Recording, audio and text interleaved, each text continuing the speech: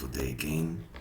Uh, I want to believe that if you've been following the lectures, this is part 9 of the Photoshop Basics tutorial.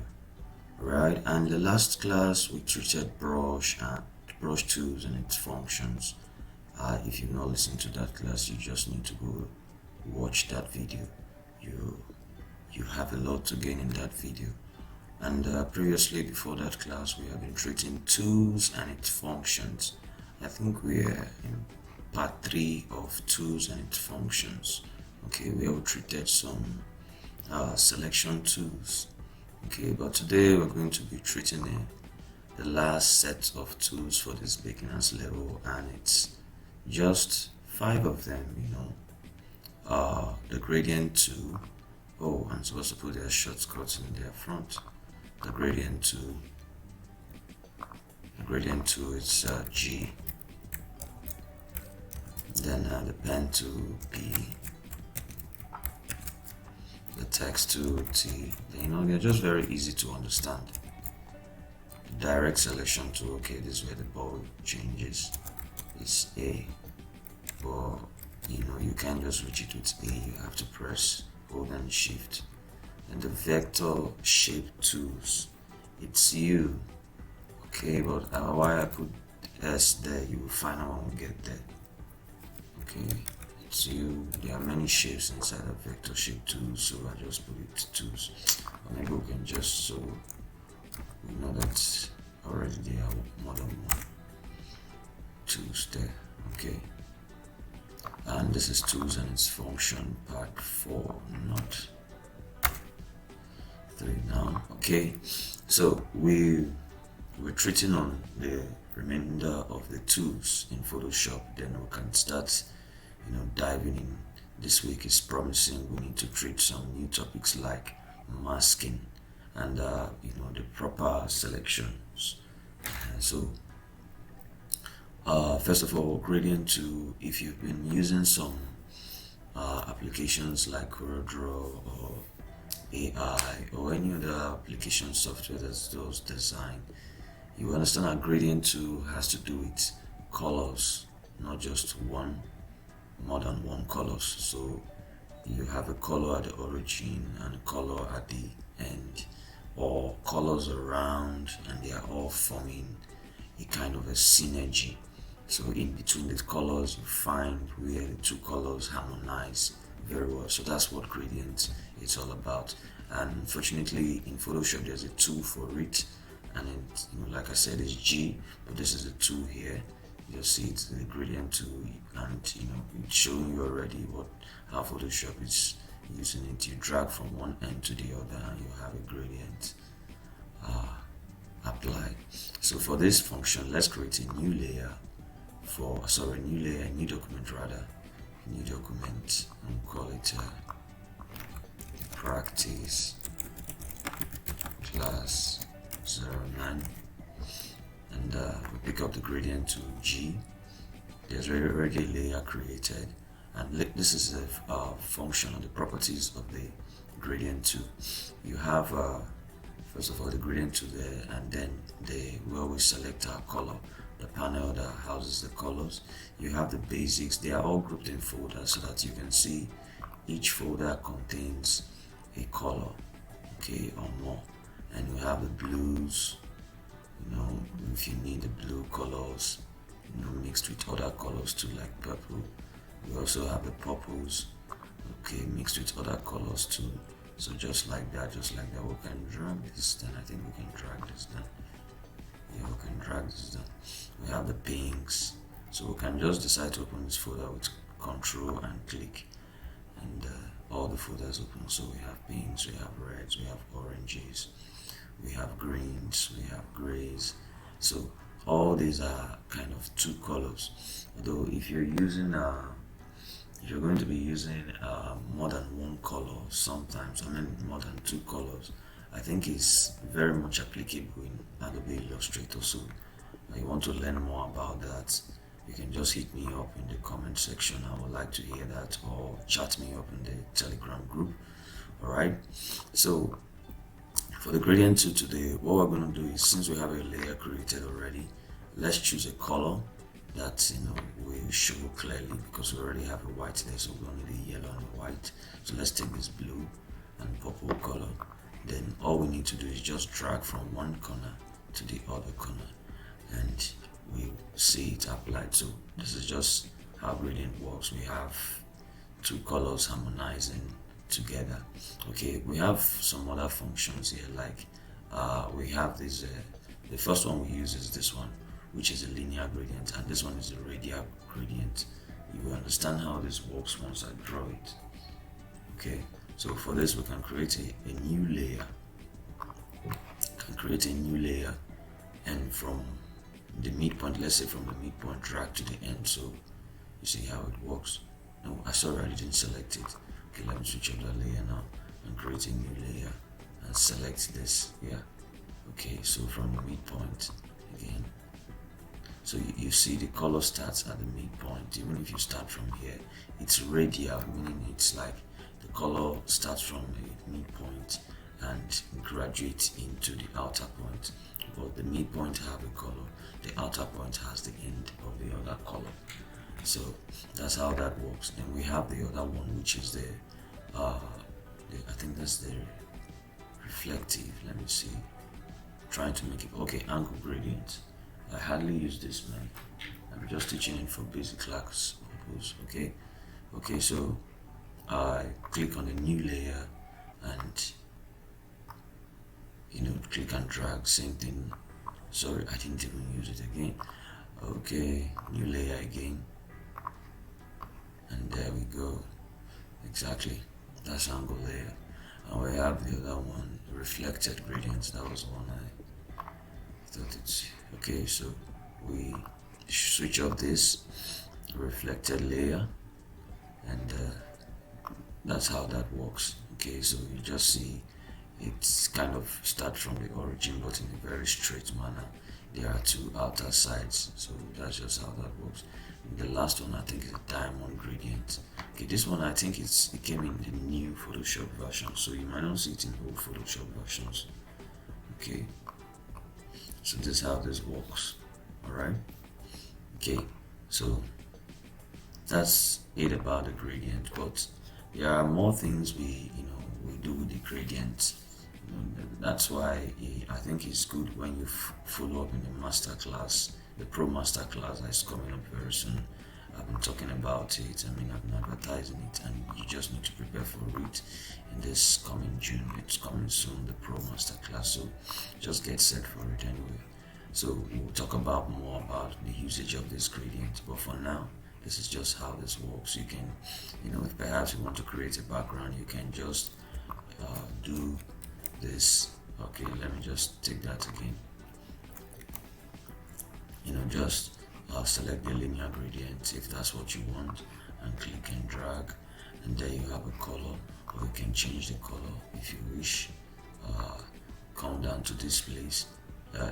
Just how did I go to the color? You just click on the color there, and this dialog box appears, and so you can change the color here. Take it to maybe any color of your choice, deep color of your choice, and click OK. So we have this color at the end here. It won't take effect now because we have to do that again. Then it has a midpoint where you can adjust it to allow more of a particular color, so you can control it from here. You can also add another color from here also, but it's not for the scope of this class because we have a lot to do if we have to do that. So okay, then let me create a new layer again, and the new color settings, drag, and there we have it. So we have much more better purple than the previous. Okay, I think I prefer this. So with this now, you already have a background. You can just introduce your text, select a white for the text, and just type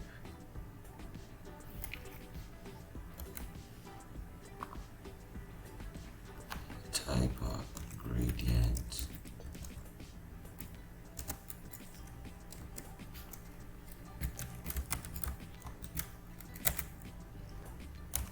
and hold on Alt and duplicate.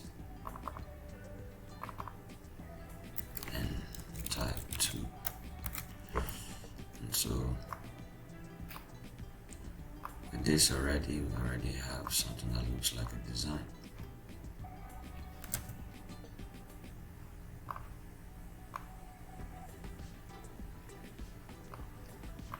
So we already have something that looks like a design. So the gradient tool, and if you like, you can just add shadow at the bottom or anything. So with this design is created already, you can just add a lot of things around it to make it. But just with the gradient tool, you already have a very good background to start working. So the next tool is the pen tool, and this tool, it's like it's wide. In fact, if you follow me on the next class, on the classes for Adobe Illustrator, you will learn more about the pen tool. But for now, I'm just going to introduce it for the class, for the scope of this class, beginners level. The pen tool is the P tool, and the way this works is you select the pen tool, and when you click, you have a point there showing you that you just put a point there. But when you click the next point, you have a line from that point where you click to the point where you now click, and you have a line, like end to end to that place. If you click again, it follows. It means that we can, continue having these lines until we come to the origin, and you find out that your mouse icon, take note of the mouse icon, it changes. It has a circular, trying to tell you to close the circle. So that's what it's trying to do. So I can decide to close it at that point, and we have a shape. Okay, if I select my move tool, because it's outside the artboard now, so I can just bring it inside the artboard. And the way this works, I don't know, maybe Photoshop might need to fix this. When you draw with other vector shapes, you can change the color even while you are on move tool, but not on pen tool. Okay, when you're on pen, when you finish tracing or drawing with your pen tool, you need to still be in the pen tool to give it its color properties like fill. So you see the pen tool is selected, that's why these properties are out. But if I select the move tool, the properties don't get to show, don't even get to show in this place, and that's not very good. Okay, so but there are when we select the pen tool, we can change the colors and remove the outline if we want. If we don't want the outline, maybe 0 for the outline, we can have that. Okay, but there's just one important thing I need to explain before maybe we move to the next tool about the pen tool. You see, something about the pen tool is that when you select it, at this top here, one of the functions you see here is shape. If you click, you will see more like part and pixels. Sometimes by default it's set to part. And what does it mean when it's set to part? When it's set to part, you just keep drawing and you have this following you. But the weird thing about it is that you don't get to see the layer on this place, because after layers we have parts, we have channels. If you don't see your parts, the parts panel, you can go to the windows and you will find it there. Okay, so what we drew now is just here as work parts. Most times this is useful maybe when you're trying to maybe create a selection or something. Okay, but it's just beyond the scope of this class. So what I would advise for beginners is make sure this is in shape before you start drawing. It is only when it is in shape that it gets to create a layer at the layer panel. So that's something you should take note of. Alright, so now if that is known now the next thing I want us to know is that apart from having straight lines, we can have curves with the pen tool. That's one of the usefulness of pen tool, just creating curves. I remember when I was treating lasso tool and polygonal tool, I told us that lasso tool and polygonal tool are just these two tools that, if they combine effort, they give you the pen tool. So how does that work? If you select the pen tool and click once, and maybe the next time you want to click, you click and drag, automatically you are forming a curve from that end to the other end. If the next time you want to click again, you also click and drag, you are forming a curve. So you see that we can form a curve with a pen tool just like that, continuously like that, and maybe when we come to the end. So this is not looking like the shape we did before, that has just crisp ends but having curve ends. So this is very, very useful tool if you have plans to do some good designs like this. I can just change this into, okay, let me change it into this. Increase the size, increase the size, increase the size. Yeah, something like that. That's what I was trying to do. Okay, so that's, when you're in the pen to use these functions. Okay, this is for straight line but not dashed line. These ones are dashed lines, so that is how this works. All right, so the next tool we're going to talk about is a text tool, and this is one of the scariest tool in Photoshop. I think one of the difficult thing about the text tool is that it has issues in the past. Photoshop, like, I think I had issues with it. I don't know for everyone, but I had issues with it until I had to come around it. If you are the type that loves installing 1000 font, 2000 font, 12,000 fonts, just take note of something. Every time you activate the text tool, all the fonts in the system must load into Photoshop memory. And so because of that high volume of fonts you install into the system, it takes Photoshop a lot of time to activate your text tool, just singularly activating your text tool. But if I were you, or if you were to do what I do is every font I need, I install. I don't install all the fonts into my system. When I want to do a job, a project, a branding job, a logo job, I just go make a research for the fonts I want. When I get hold of it, they are not always more than 5. I just install it rather than installing 2,000 fonts, 3,000 fonts. So that when I load my text tool in Photoshop, it just loads. Okay, the default fonts are already loaded, but it takes time to load in the installed font into the Photoshop memory, and that time you don't really want to wait. And the other thing about it is that it also lags behind. Every time you click and type, it doesn't type immediately. It's kind of loads to type again, and you just keep typing, and what you're typing is following you, or it's delaying by some seconds. You don't want to have issues with that. So quit installing bulky fonts into your system. Just install the ones you will need. Okay, you can just keep them in a separate folder. When you need them, go collect the one you need and install. So that's it. So some fonts are not even in my system right now. They are not installed, but they are in my system. When I need them, I go install them. So the text tool is very easy to use if you've been paying attention all the while we have been using the text tool. Just by merely selecting it, you can create new layer if you don't want it to start interacting with other layers. What I mean by that is that this is a vector, for instance. This by the way, I've not talked about vector, but in future classes I will. Okay, this is a vector shape. If I click around here because I want to type, Photoshop sometimes might think that I want to type on a part and start making a part on it. I don't know how to best select it. Now it has created a layer, but I'm wishing, like, if I select the text tool and I just come and click just around there, it might just show that error that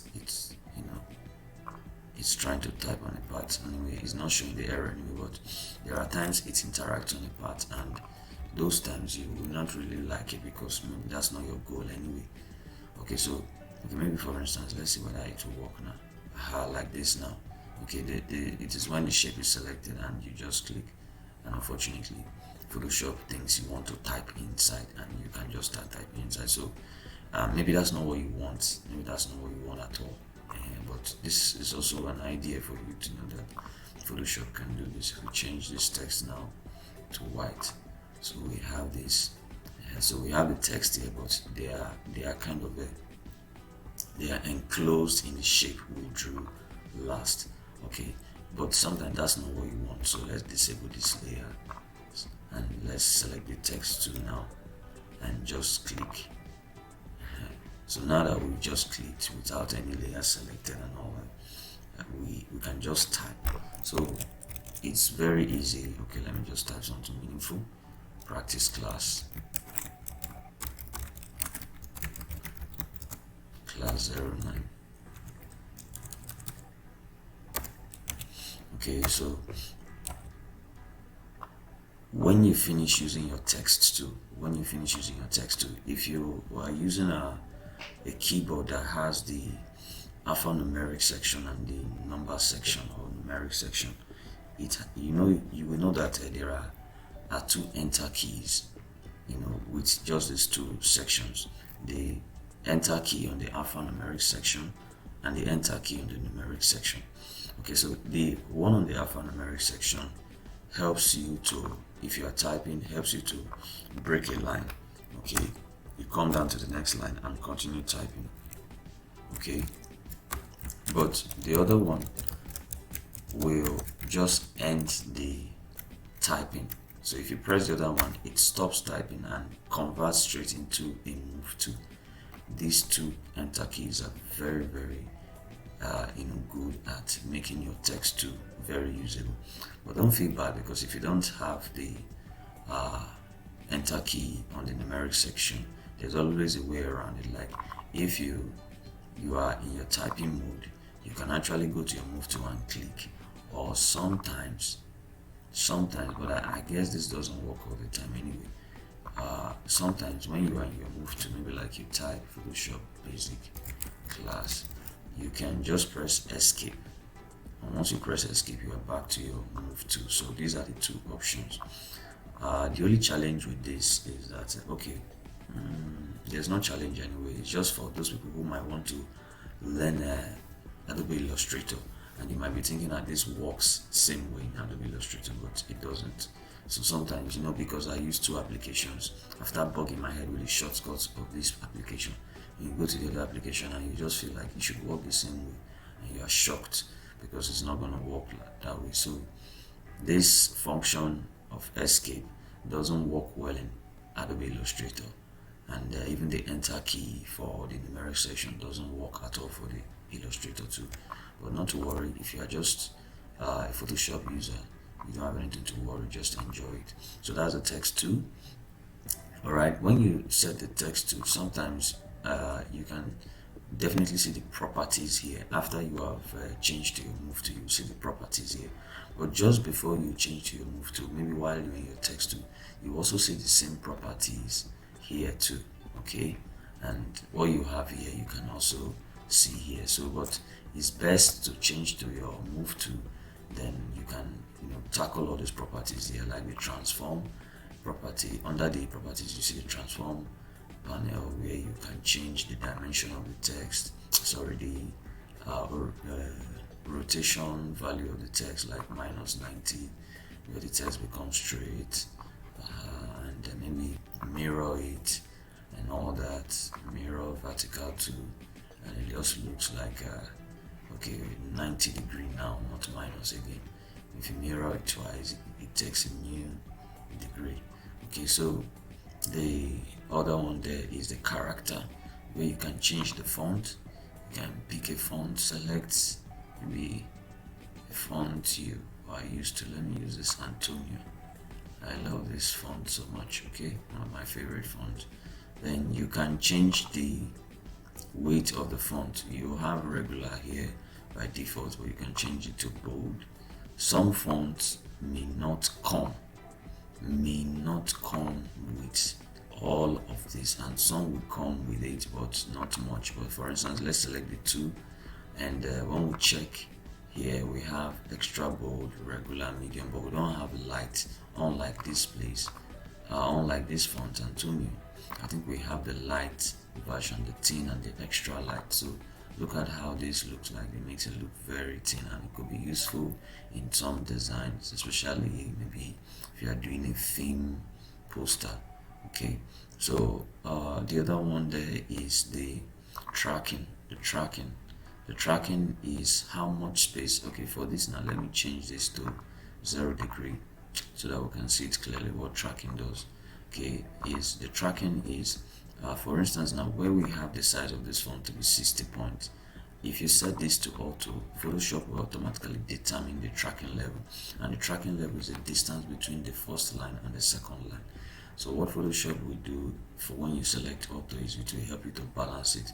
But if you select something like maybe a number close around the font size, which we haven't talked about, if you select like 48, it's kind of bring it together because it's less than the font size. By the way, this is the font size, it's 60 here. We can make it 48 since we have made this 48, and it will balance well. You see the space in between, even though the text is reduced, is balanced well. But when you set it to auto, Photoshop will determine the real tracking level. But sometimes you might not just want Photoshop to determine. So whenever you're determining, make sure to check that the number you want to use is just around. Like I can use if I don't use 48, I can also use 40, even 52 self. I can use 52, okay, and it will still be nice. So we can impute what we want there.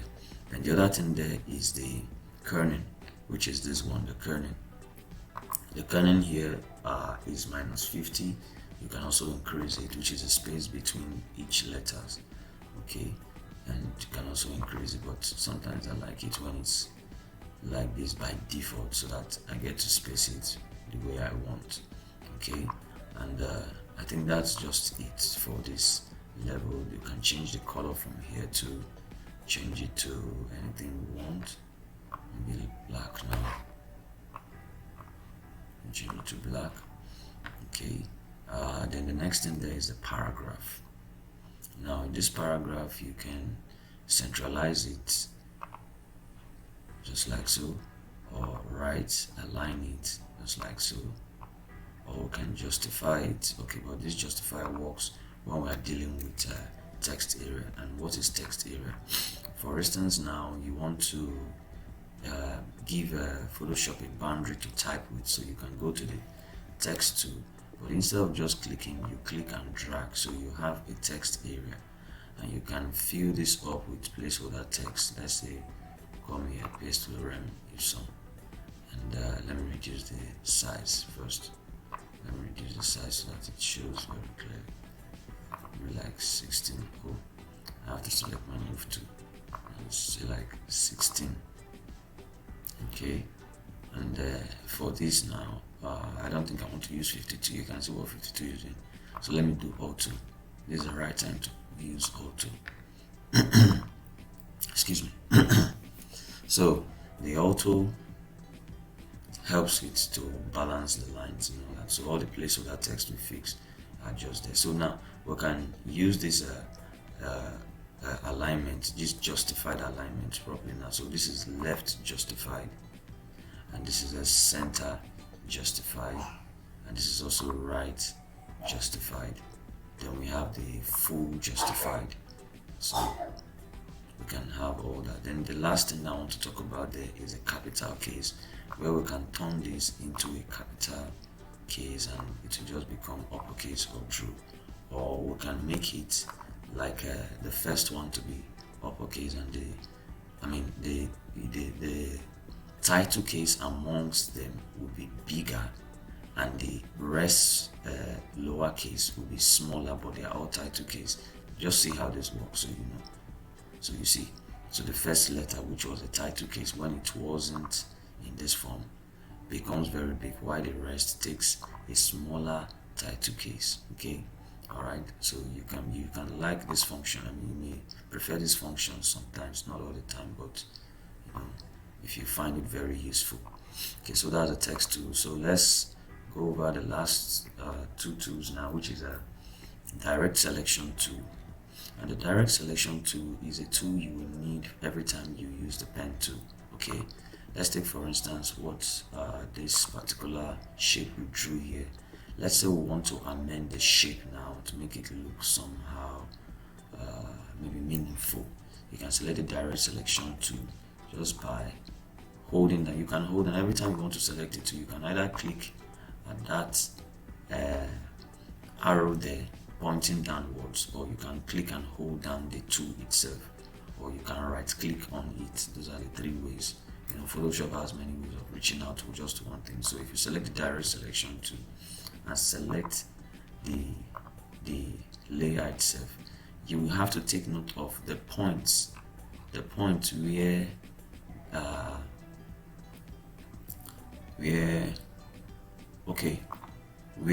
select it first, where we drew the shapes, like in one we're using the pen tool, we are creating a point, or what you could call like a node. Okay, I don't think node is a right word, but point. So you take note of those points, and you can adjust it from there. Say for instance, this here is selected, you can just click and drag and reshape it. Once you select this also, it brings out this handle and you can reshape it too. So the same thing, that's what the direct selection tool does. But more of this will be done in advanced class. But just for now, just know that you can reshape what you have drawn, with the direct selection tool. And so that's just it. And the last tool there is the vector shape tools, and this tool is just the rectangle tool, the ellipse tool, triangle, polygonal tool, line tool, and the custom shape tool. Okay, for all this, they are just vector shape. But what are vectors? Vectors, are a kind of a type of layers that don't get easily blurred. I mean, they don't get blurred at all. They're a type of layer. Like you have the other layers, like when we treated types of layer, we have the image layer. It gets blurred, it gets pixelated. Okay, but the vector shape never gets pixelated. Okay, let's select the rectangle tool and compare this, but in a new image now, in a new document now. So I'm going to create a new document and just no need for renaming. So I select the vector shape, and let me give it a color first. Let's say purple there, and let me get an image, file, place embedded. I just need an image. I don't need a really heavy image, just need something. Okay, how do I do this now? Okay.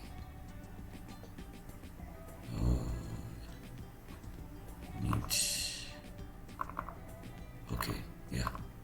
Okay, so let's take this now. Okay, placing that now.